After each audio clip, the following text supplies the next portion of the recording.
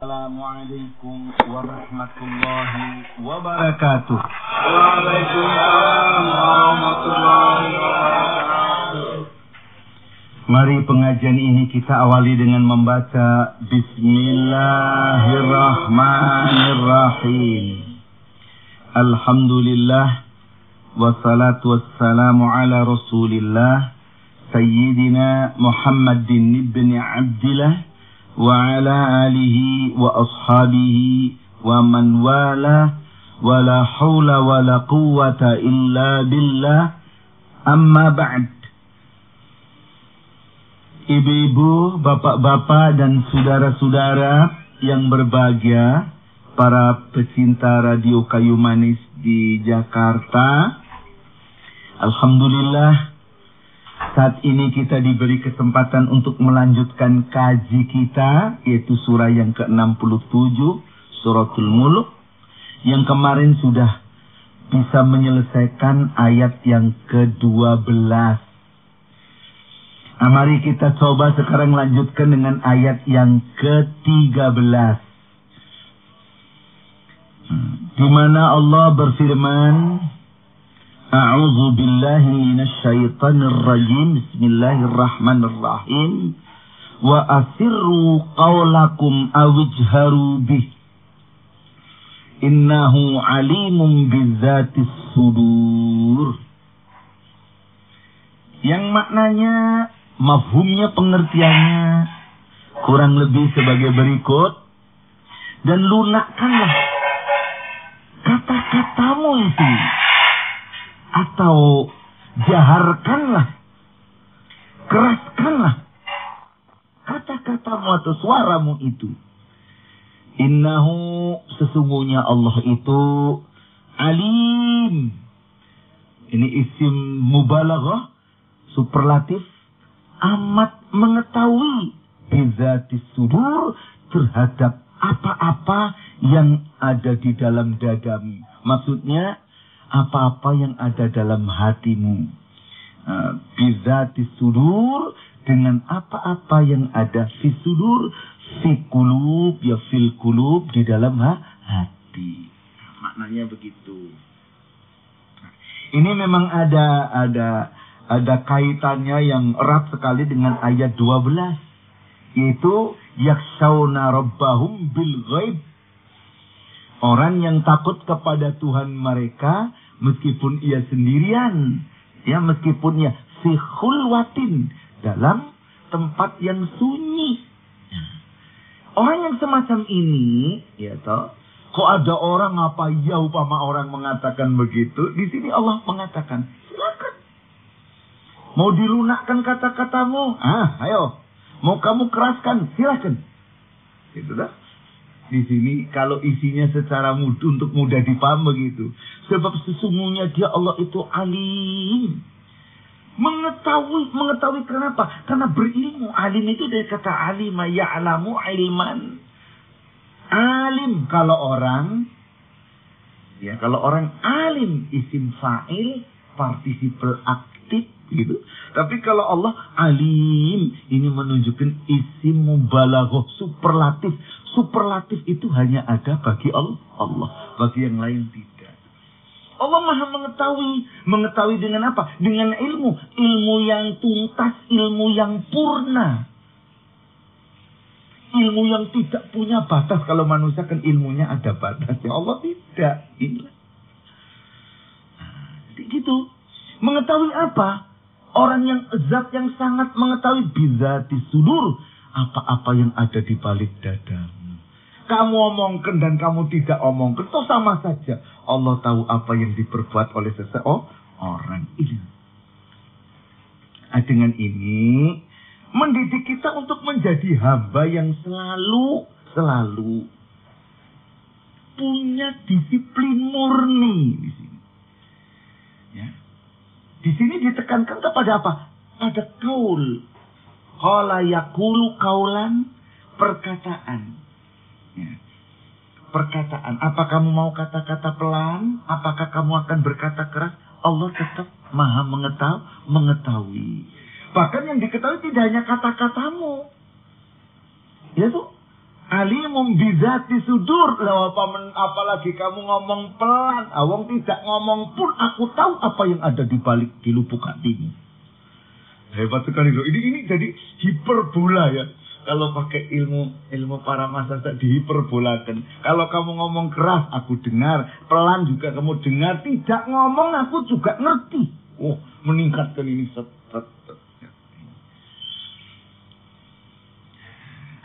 Itulah ya, dengan ini dimaksud supaya umat Islam itu mempunyai, orang yang beriman itu mempunyai disiplin murni. Ini sudah sering saya terangkan. Disiplin murni itu disiplin taat yang didorong oleh faktor dalam dirinya sendiri. Faktor apa ya? Apa inner lock itu ya. Kalau bahasanya Bu Syahrial, Pak Syahrial itu inner lock. Kalau yang dari luar karena terlek ada gitu. Ini karena dorongannya yang dari dalam inilah. Faktor endogen bukan faktor eksogen, bukan. Dari dalamnya. Dari hati yang beriman ini ya disiplin. Ya, disiplin. Ada pimpinan apa tidak ada pimpinan, ya ia bekerja dengan baik gitu. Nah, kalau yang disiplinnya karena faktor yang berada di luar dirinya tanpa iman kepada Allah, itu nanti disiplinnya semu, disiplin palsu gitu. Ada istri disiplin gitu kan, ada istri alim gitu ya Pak Mukti ya, bukan Pak Mukti sih, Pak Mukti Pak. Nah ini itu ya. Nanti kalau istri nggak ada mulai merdeka katanya Zulekha ini ya, merdeka kayak ngerti aja Zulekha, masih buta huruf aja ngerti ya. Jadi inilah ya. Begitu juga ibu-ibu ya, ada ibu-ibu yang kalau suami di rumah wah loyal meladeni ini, nanti suami berangkat ya, nonggol lah, itu ada yang ngaku ya nonggol gitu. Oh alam bekayu. Begitulah ya. Ada apa tidak ada siapapun, ini kita dididik disiplin murni. Dan ini sangat penting, lebih-lebih kita sedang prihatin membangun bangsa dan negara ini, memerlukan disiplin murni seperti ini. Motivasinya dikembalikan kepada Allah Subhanahu wa Ta'ala. Ini yang perlu mendapat pengertian semacam ini. Mengapa demikian ya? Mengapa kok Allah selalu mengetahui apa yang di dalam hati manusia itu? Maksudnya apa? Supaya kita punya keyakinan bahwa Allah selalu mengawasi kita, mengobservasi kita. Kan begitu.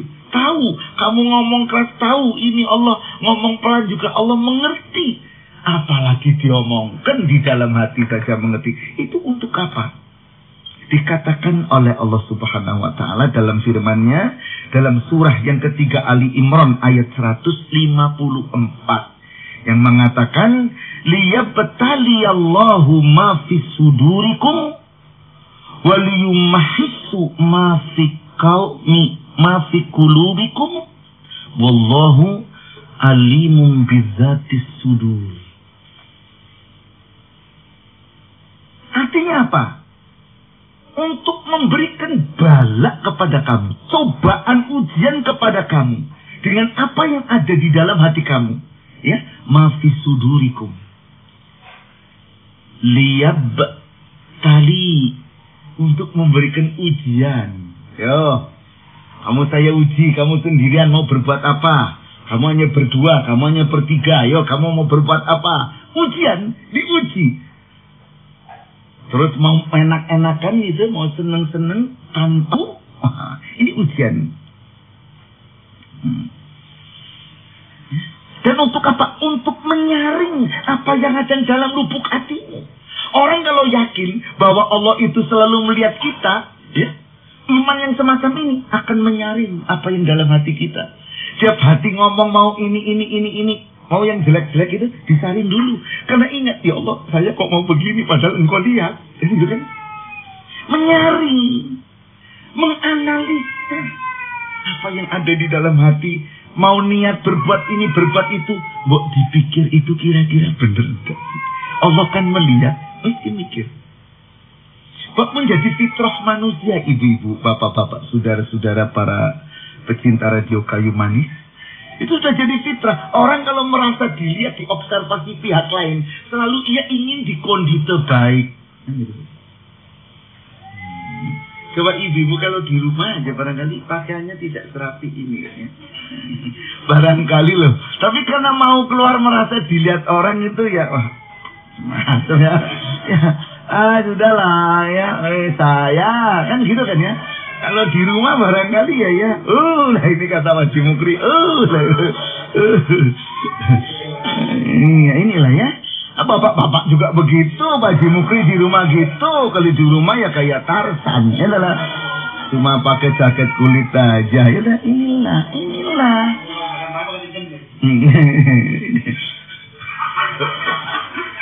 Jadi beginilah ibu-ibu, bapak-bapak, saudara-saudara yang berbahagia dan kaum muslimin yang dimuliakan oleh Allah, ya. Jadi untuk menyari apa ini dalam hati ini. Pak, fitrah orang begitu.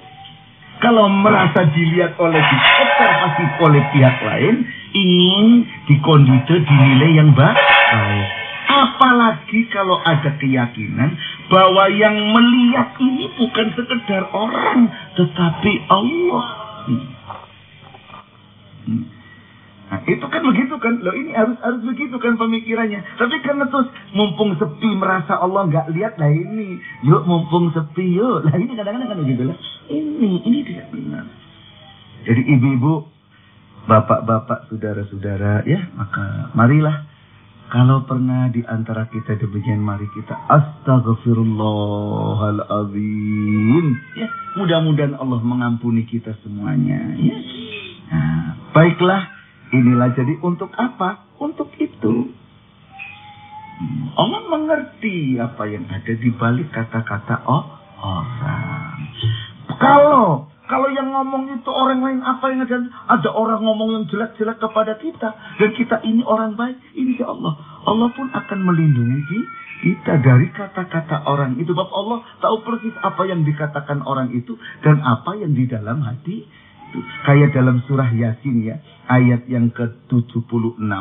Allah berfirman, "Fala yazunka qauluhum inna na'lamu ma yusirruna wa ma yu'linun." Ya, maka janganlah ya kata-kata mereka qauluhum, kata-kata orang yang ingkar, yang tidak baik, orang jahiliyah, yazunka, membuat huzun kamu, membuat resah kamu. Enggak usah resah, khawatir. Bapak-bapak, inna na'lamu, sesungguhnya aku mengetahui mayusiruna, apa yang mereka sembunyikan di lubuk hati, wa mayu'linun, dan apa yang ia nyatakan. Ya, orang itu sok-sok menyatakannya dengan yang dalam hati sok lain. Ya ada, padahal dia tidak berani sebetulnya.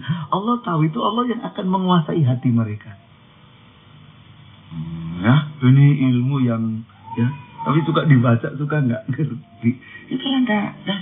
Kita insya Allah kalau kita betul-betul. Nah, ini satu pemahamannya demikian ini. Mengajar kita untuk disiplin murni. Yang kedua, dari firman Allah dalam surah Al-Mulk ayat 13 ini, mendidik kita untuk menjadi orang yang tulus. Orang yang ikhlas di dalam melakukan perbuatan lesan, amalan, maupun perbuatan batin kita. Ikhlas yang dituju hanya ridho Allah. Karena yakin Allah selalu melihat, maka ia tidak akan berbuat jelek kecuali yang dituju ridho Allah. Orang yang sampai berbuat yang semacam ini, orang yang sampai martabat ihsan. Martabat ihsan. Rasulullah sallallahu alaihi wasallam pernah menerangkan, seorang beriman yang sampai pada martabat ihsan, diterangkan ihsan itu apa? Al-ihsanu an ta'budallaha ka'annaka tarahu fa illam takun tarahu fa innahu yaraka. Ya? Ihsan itu adalah engkau beribadah kepada Allah seolah-olah engkau melihat Dia. Lah ini.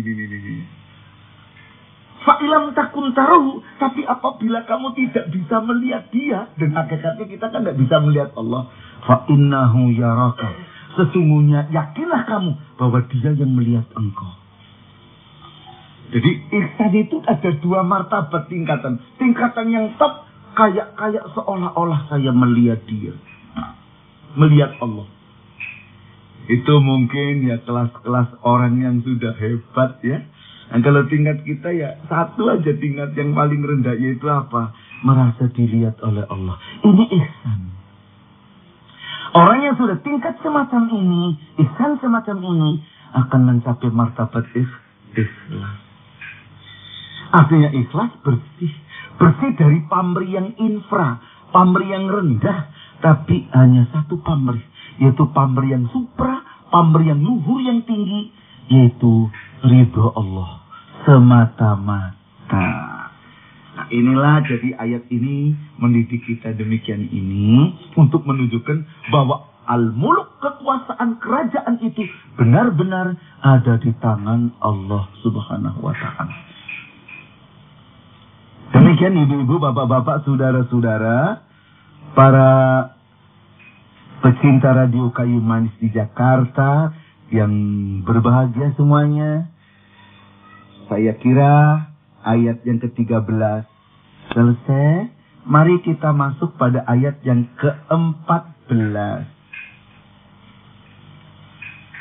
Ayat yang ke-14 Allah berfirman, ala ya'lamu man khalaqa wa huwal latiful khabir. Ini masih ada kaitannya ya. Nah, jadi diterangkan di sini ala ya'lamu man khalaqa. Man khalaqa, zat yang menciptakan, ala ya'lamu.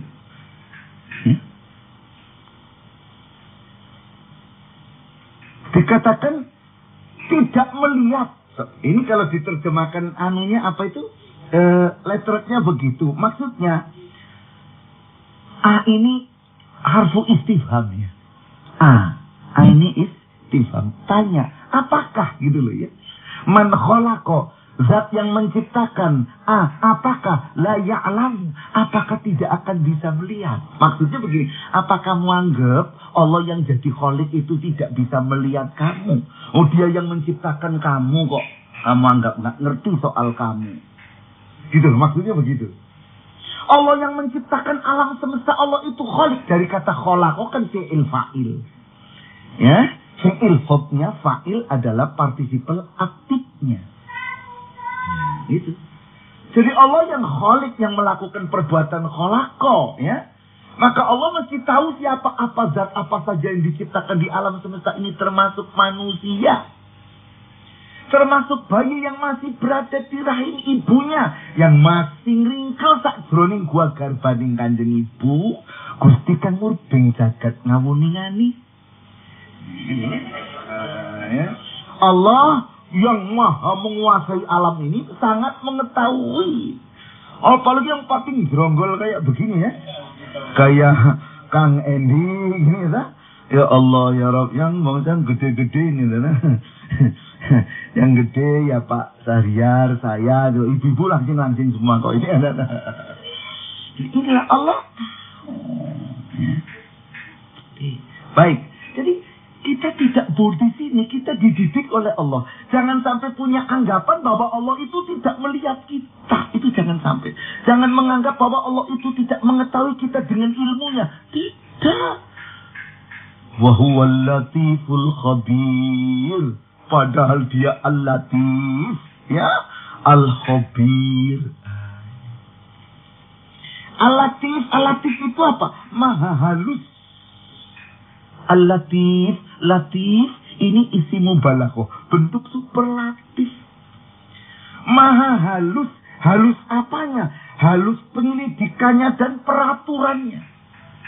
Ilmunya begitu halus, ya. Peraturannya juga halus.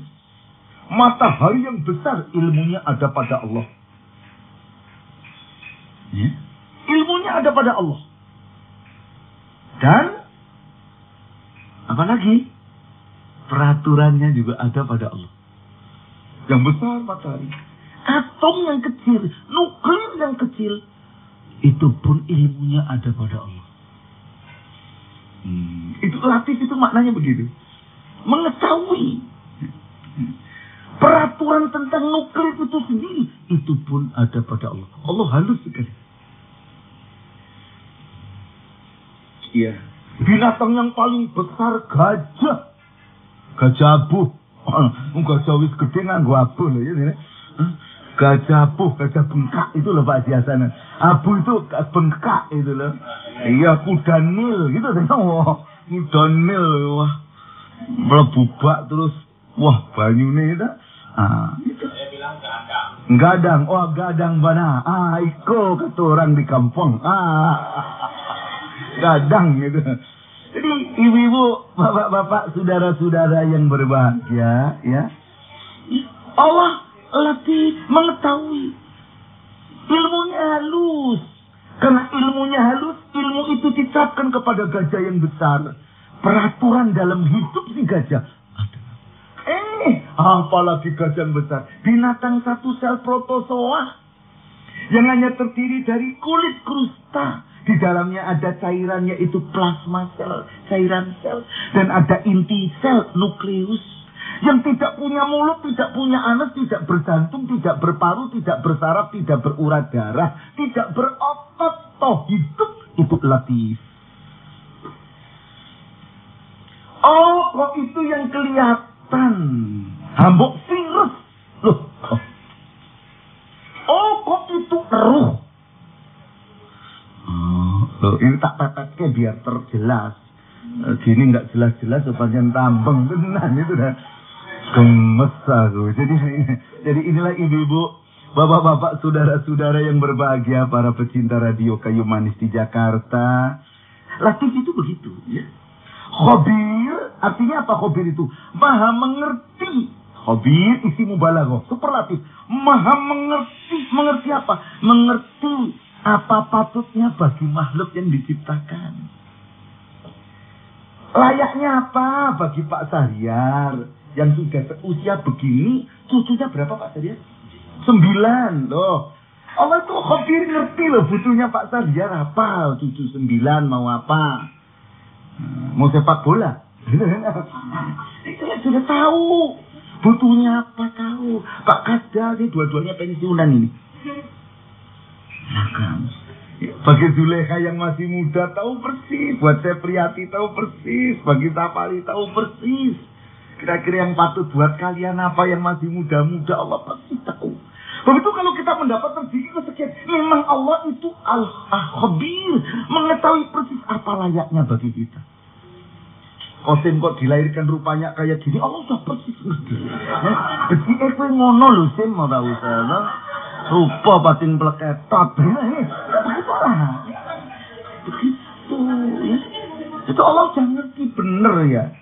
Jadi nggak usah, memang Bu Mukri ya begitu sudah. Lewat Pak Mukri ya. Inilah upama ya. Ya Bu Andoko ya, itu Allah sudah ngerti. Inilah begini kamu. Layaknya apa? Sudah tahu. Latiful Khabir, ngerti. Orang begini ujiannya harus besar. Orang ini cobaannya harus gede. Kan itu Allah persis. Dan siapa yang harus diberi Allah tahu persis. Orang yang kuat, kalau yang nggak kuat nggak bakal diberi kok. Ya, itu. Ya Allah, ya Rabbi, kan gitu tuh. Ini kalau ini kan sudah terang, ngajiin jadi tenang. Alhamdulillah. Kenapa hari ini berat kok cuma laku 25 kilo upama? Nah, biasanya lah. Harus ingat Allah itu latif dan khabir. Iya, ya, tahu bener itu. Memang hari ini sedang begitu. Sudah cuma 25 kilo, satu karung kecil kan itu tuh ya. Bu Hasan cerewet terus gitu kan ya. Gue gerujuk pakai beras gitu, jangan begitu Hasan ya. Jangan, Allah itu nerima. Alhamdulillah kita bangsa dan negara kita sudah, semua kita warga negara dan pemimpin sudah berjuang. Kok baru sampai di sini? Latif, terimalah. Kok sedang begini mau apa? Siapa yang tidak ingin baik?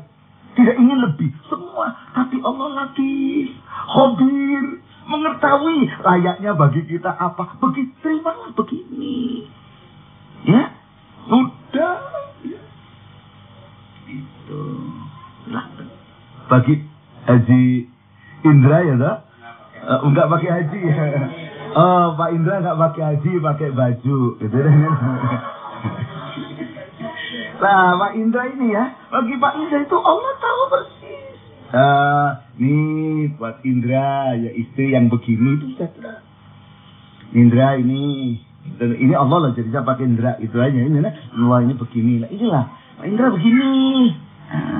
Mestinya baru punya anak kan begitu kan, maka Indra cukupnya sekian gitu, yang tenang di rumah. Begitulah Allah mau memberitahu. Latif, Khabir. Ya. Ini banyak orang wirid ya Latif, maksudnya ini. Ya. Nah, saya kira untuk pagi ini, sore ini kita sampai di sini saja. Mudah-mudahan dengan ini kita mempunyai sifat qanaah, merasa cukup dengan yang apa yang ada, karena Allah itu Latiful Khabir. Al-Latif Al-Khabir. Mari kita tutup dengan membaca Alhamdulillahi Rabbil Alamin wabillahi taufiq wal hidayah. Assalamualaikum warahmatullahi wabarakatuh. Waalaikumsalam.